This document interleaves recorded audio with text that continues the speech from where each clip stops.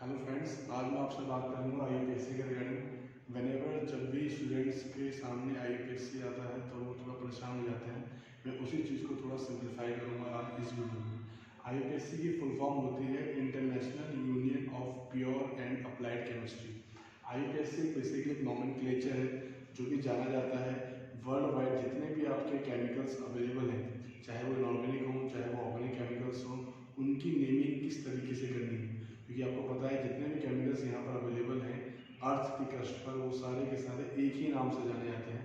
चाहे आप इस नेशन में इंडिया में हो, चाहे आप बाहर किसी नेशन में जाओ, उस केमिकल को उसी के नाम से जाना जाता है। तो इंटरनेशनल ये जो आपका आईयूपीएससी है इंटरनेशनल डिज़ाइन है सो दैट कि आप सभी केमिकल्स स्ट्रक्चर्स को एक ही नाम से बोल सके, जान सके या उसको कह सके। तो आईयूपीएससी की फॉर्म अगेन होती है international union of pure and applied chemistry. Before going towards IUPAC, first you must know about saturated compounds. तो जितने भी आपके हम आईयूपीएससी कर रहे हैं ऑर्गेनिक कंपाउंड्स की, तो before going towards organic compounds दो टाइप के होते हैं। अगर आप हाइड्रोकार्बन्स की बात करो, हाइड्रोकार्बन्स का मतलब होता है जहाँ पर कार्बन और हाइड्रोजन ही कनेक्टेड हो, दैट इज योर हाइड्रोकार्बन्स। तो हाइड्रोकार्बन्स दो टाइप के होते हैं, एक तो होता है saturated and second one is your unsaturated. इनको सिंपल अगर समझा जाए तो सैचुरेट का मतलब होता है ऐसे compound which contains only single bond and those compounds which contains double bond as well as triple bond, those compounds are known as unsaturated compounds. तो आज इस वीडियो में हम नेमिंग करेंगे saturated as well as unsaturated compounds. So saturated compounds की तरफ जाने से पहले जैसे जितने भी कंपाउंड जैसे मैंने बताया आपको विच कंटेन सिंगल बॉन्ड, ऐसे कंपाउंड्स को हम बोलते हैं alkane and compound which contain double bond are known as alkene and compounds which contain triple bond are known as alkynes. तो ये होते हैं alkanes and alkynes which contain single bond, double bond and triple bond respectively. So alkanes के लिए अगर आप nomenclature करना चाहते हैं यूपीएससी का, तो सबसे सिंपल रूल है first you must know about word root. आप कैसे भी उस वर्ड रूट को पता लगाएं, जैसे ही आपको वर्ड रूट का पता लग जाता है किसी भी स्ट्रक्चर में, you can easily name alkanes. तो ये होते हैं आपके वर्ड रूट। तो वर्ड रूट की अगर हम बात करें तो वर्ड रूट होते हैं कार्बन नंबर्स के हिसाब से, जितने कार्बन होंगे उसी के अकॉर्डिंग उनका वर्ड रूट भी होगा। फॉर एग्जाम्पल ये किसी का चेन में सिर्फ एक कार्बन होता है तो उसे बोलते हैं आप मेथ, उसका वर्ड रूट होता है। अगर दो कार्बन होते हैं तो उसका वर्ड रूट होता है एथ। अगर तीन कार्बन अवेलेबल है तो उसका वर्ड रूट होता है प्रॉप।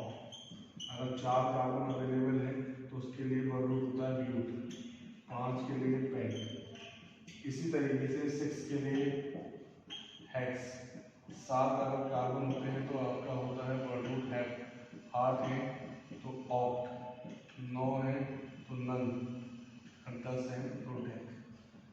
तो ये होते हैं वर्ड रूट। इससे भी ज़्यादा होते हैं लेकिन यहाँ पर आपको जितने भी एग्जांपल्स मिलेंगे उसमें 10 कार्बन तक की चेन अगर मिलती है तो you can usually use these word roots.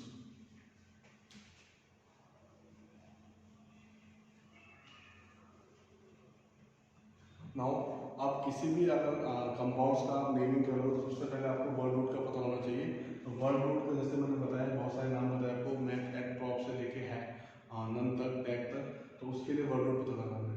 Word root पता लगाने के लिए फॉर एग्जांपल हमारे पास एक कार्बन है, कार्बन हमेशा चार बॉन्ड बनाता है 1 2 3 4।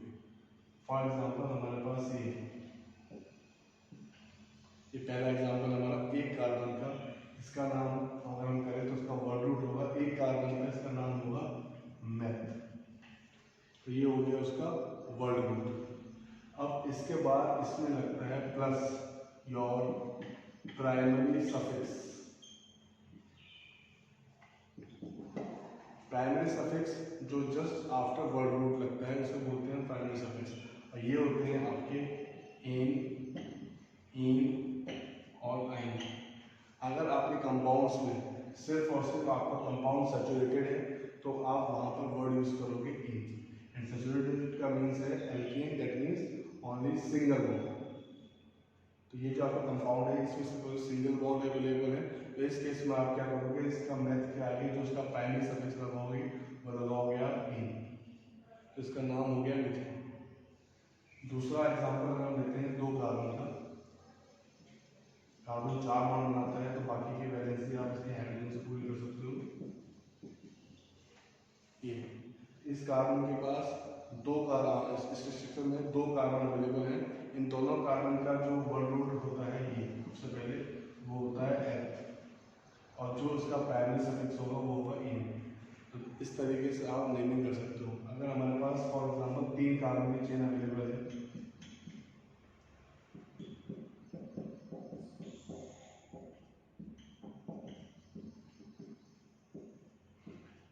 वन टू थ्री, 3 के लिए यूज होता है प्रॉप, तो इस कंपाउंड का नाम हो गया प्रॉप, वर्ड रूट और प्राइमरी सफिक्स हो गया इसका सिंगल बॉन्ड के लिए प्रोपेन। तो एल्केन्स की नेमिंग करना आईयूपीएसी के अकॉर्डिंग सबसे इजी है पूरे एंटायर आईयूपैक नॉमेनक्लेचर यूनिवर्सल। इसको आप आईयूपीएसी भी कहते हैं, आईयूपैक भी कहते हैं। तो इसमें सबसे ज़्यादा जो इजी होता है वो एल्केन ही होता है, क्योंकि आप इजीली नेमिंग कर सकते हो, सिर्फ आपको वर्ड रूट पता होना चाहिए। वर्ड रूट इतने कार्बन है उतने कार्बन के हिसाब से वर्ड रूट लगाइए और उसका प्राइमरी सफिक्स, क्योंकि यहाँ पर सिंगल बॉन्ड ही अवेलेबल है, तो सिंगल बॉन्ड के केस में आप सिर्फ ए लगाइए और उसके अलावा कुछ नहीं लगाना। फॉर एग्जाम्पल हम एक और एग्जाम्पल देखें 4 कार्बन या 5 कार्बन का,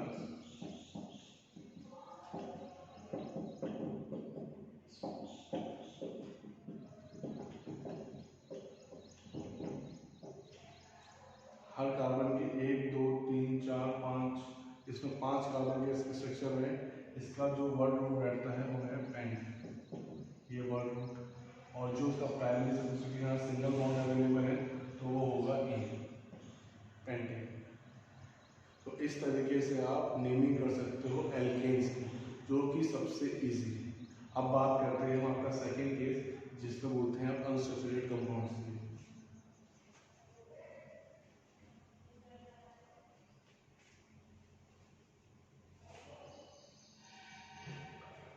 अगर हम अनसैचुरेटेड कंपाउंड्स की नेमिंग करने जा रहे हैं तो रूल बिल्कुल सेम है, आपका वर्ड रूट प्लस आपका प्राइमरी सफिक्स, जहां पर compounds which contains double bond are known as alkene, और उसका जो प्राइमरी सफिक्स है वो है ईन।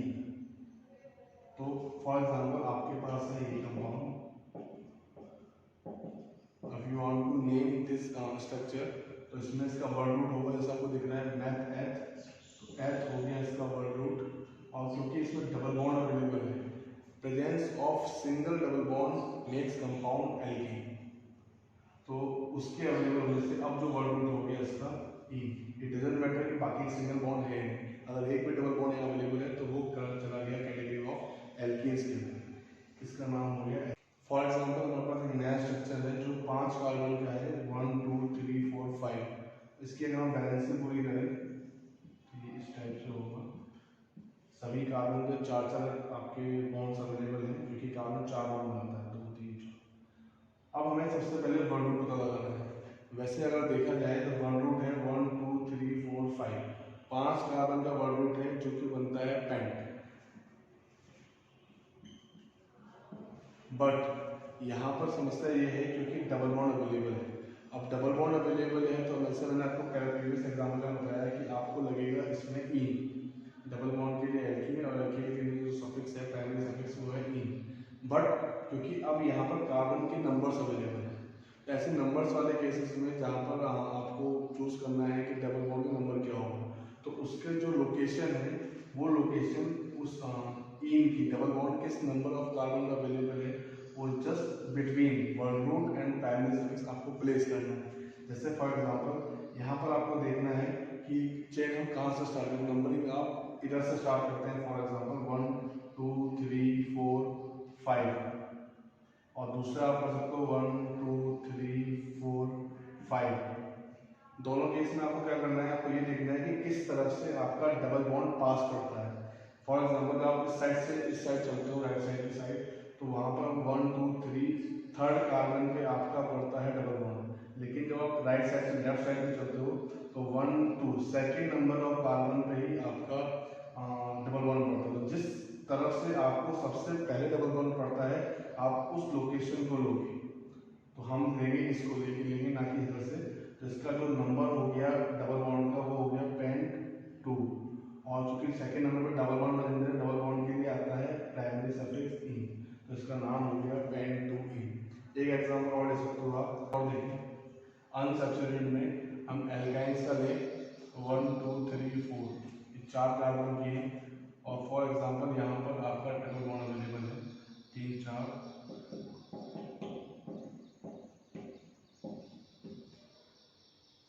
ये है आपका स्ट्रक्चर। इस स्ट्रक्चर का नेमिंग करोगे आप, क्योंकि आपको पता है डबल बॉन्ड है तो प्राइमरी सफिक्स जो आएगा वो आएगा आपका आई। अब उसके लिए क्या करोगे आप, सबसे पहले आपको वर्ड रूट ही पता लगाना है। तो 1 2 3 4 4 कार्बन है, that means for sure we have but. But समस्या क्या है, समस्या हमारे पास ये है कि यहाँ पर है 1 2 3 4 प्राइमरी सफिक्स भी रखना है, यहाँ पर आप रखोगे ब्यूट आई 1 2 3 4। अब 4 पे ब्यूट हो गया, डबल बॉन्ड पे आई हो गया, और जो पोजीशन लगे हमारी पोजीशनल नंबर, ये हमारा ये बचा हुआ है। तो यहाँ से स्टार्ट करते हैं 1 2 3 4, या फिर 1 2 3 4। आप किधर से स्टार्ट करेंगे, जहाँ से आपको ट्रिपल बॉन्ड पास पड़ेगा। तो यहाँ से इधर से चले तो नहीं पड़ता, लेकिन इधर से जब इससे चलते हो आप तो पहले ही कार्बन पे आपको ट्रिपल बॉन्ड हुआ है, यहाँ पर आपका आएगा ब्यूट 1 आई, ये आपका हो गया स्ट्रक्चर का। इन केस अगर पूरी आपका कंपाउंड ऐसा है 5 डबल बॉन्ड है, मैं ऊपर लिख के दिखाता हूँ आपको।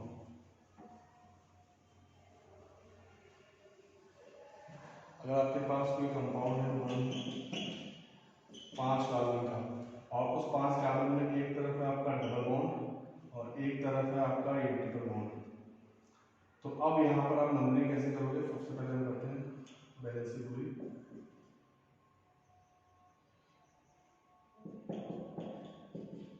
सभी कार्बन पे 4 बॉन्ड हो चुके हैं, ठीक है। तो उसमें अगर आपको नेमिंग करनी है तो सबसे पहले वर्ड रूट देखना है 1 2 3 4 5 के लिए आता है पेन, ओके।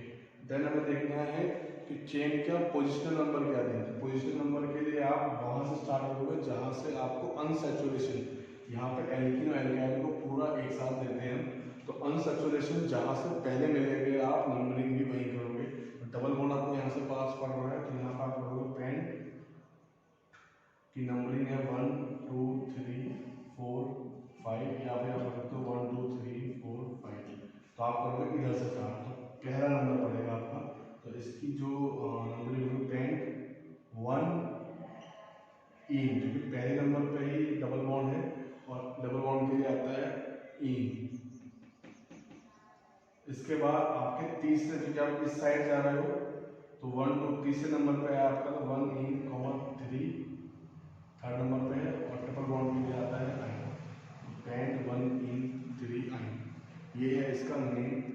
इस तरीके से आप चाहे वो एल्कीन्स हो एल्काइंस हो, किसी भी स्ट्रक्चर का आप नेमिंग कर सकते हो by following rules of IUPAC. और आईपीएसी रूल्स आप कहता है first you must know about word root, और वर्ड रूट पता लगाने का सिंपल तरीका है, आपको पूरे वर्ड रूट की लिस्ट पता होनी चाहिए, मैथ प्रॉप से लेकर डेक तक, जो यूजुअली एग्जाम्पल्स बुक्स में या एग्जाम में मिलते हैं। और इस वर्ड रूट को पता लगाने के लिए आपको पता होना चाहिए लॉन्गेस्ट पॉसिबल चेन कौन सी है, और उस लॉन्गेस्ट पॉसिबल चेन को पता लगाने के लिए आपको पता होना चाहिए कि डबल बॉन्ड ट्रिपल बॉन्ड कहाँ से पास करेगा। अगर आपके एल्केन से एग्जाम्पल मिलते हैं तो बहुत ही ईजी नेमिंग होती है, तो वहाँ कोई समस्या नहीं होती, और जो टेंशन परेशानी होती है वो होती है डबल बॉन्ड ट्रिपल बॉन्ड। इसके अलावा नेक्स्ट वीडियो में आपको बताऊंगा फंक्शनल ग्रुप के रिगार्डिंग कि आईपीएससी में जब फंक्शनल ग्रुप अवेलेबल होते हैं या सब्स्टिट्यूएंट्स अवेलेबल होते हैं तो वहाँ पर नेमिंग कैसे होती है। आज के लिए थैंक यू।